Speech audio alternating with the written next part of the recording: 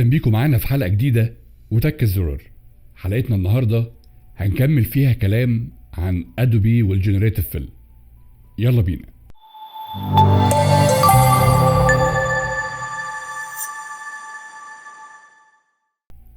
كنا اتكلمنا في الحلقة اللي قبل كده ان ادوبي نزلت خاصية جديدة في النسخة التجريبية بتاعتها من فوتوشوب، وهي الجنريتيف فيل. للي ما شافش الحلقة اللي فاتت يقدر يرجع يشوفها، هسيبها له في الاي هنا او هنا، يقدر يشوفها ويرجع يكمل معانا. طيب، احنا لما كنا اتكلمنا عن الجنريتيف فيل المرة اللي فاتت كنا قلنا ان احنا نقدر نشيل بيه حاجات، نبدل بيه حاجات، نعمل بيه اكستند للصورة، الكلام ده كله. ولكن النهاردة تعالوا مع بعض كده هنعرف نقدر نعمل ايه تاني بالجنريتيف فيل.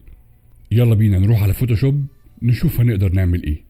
طيب، احنا دلوقتي فتحنا فوتوشوب قدامنا بالمنظر ده. تعالوا مع بعض كده هنختار صورتين عشوائيين ونعمل بيهم manipulation او نعمل بيهم دمج جديد. تعالوا كده وليكن مثلا هنختار صورة زي دي، وهنختار كمان صورة زي دي. طيب، الصورتين دول عندنا زي ما انتوا شايفين كده كل صورة ملهاش علاقة بالتانية. طب هنيجي نعمل ايه؟ هنيجي هنا وهنروح سحبين الصورة دي في اللاير التاني بالمنظر ده، كنترول تي علشان نحدد المكان. ممكن نكبر الحجم شوية بالمنظر ده. طيب، تعالوا بقى نشوف هنا هنبدأ نعمل ايه علشان ندمج الصورتين دول مع بعض. تعالى كده هنروح جايين على الكويك سيلكشن تول ومختارين العربية اللي قدامنا دي بالمنظر اللي انت شايفه ده كده، واختار معانا حاجات زيادة. هنضغط الت ونبدأ نشيل الزيادات اللي هو اختارها في الصورة. خلينا بس كده نظبط القص الأول كويس علشان يدينا نتيجة كويسة في الصورة.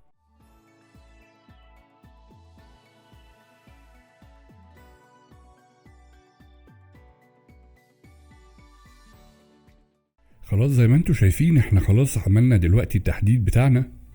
تعالى بقى هنعمل كنترول شيفت اي علشان نعمل انفيرس للتحديد. ولكن انا مش عايزه يحدد لي الجزء بتاع الصورة كله. طيب هعمل ايه دلوقتي؟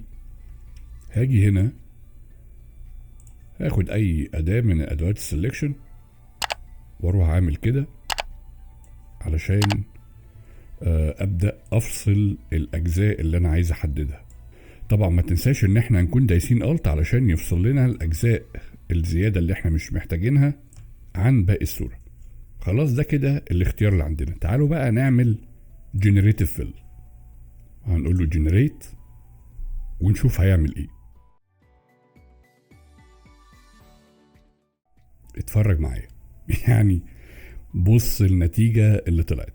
اول حاجة هو قص الصورة، ظبط الالوان، ظبط الحجم. بص يعني هو عمل كل حاجة في الصورة، وفي الاخر يجي يقول لك اصل الذكاء الاصطناعي مش هيحل محل المصممين. طيب ده الاختيار الاول. تعالى ده الاختيار التاني. شايفه لا مش احسن حاجة. وده الاختيار التالت. انا ممكن اختار بين التالت والاول. طب ما تيجي كده نجرب نعمل جنريت كمان نشوف في اختيارات تانية هتطلع معانا او لا. نشوف الاختيارات التانية هتبقى افضل ولا هنرجع للاختيار الاول اللي احنا اخترناه. والله الاختيارات الجديدة مش بطالة، يعني اختيارات كويسة. تعالى كده نشوف. الاختيار ده لا مبهدل شوية.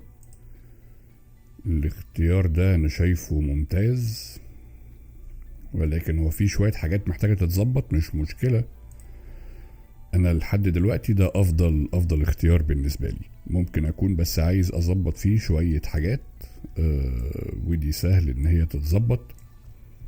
يعني لو انت عايز تريموف حاجات او تظبط حاجة في السماء. ولكن انا مبدئيا شايف لا الاختيار بالنسبة لي ممتاز. ده المنظر اللي طلع قدامنا بعد الدمج. طب ما تيجي بقى كده نعمل له شوية ريتاتش وشوية حاجات. هنضغط كنترول شيفت الت اي علشان يعمل لي دمج للصورة كلها بلاير جديد. هنروح عاملينه convert to smart object. هنيجي كنترول شيفت اي علشان ندخل على الكاميرا رو فلتر، ونبدأ بقى نظبط الصورة حسب ما احنا عايزين.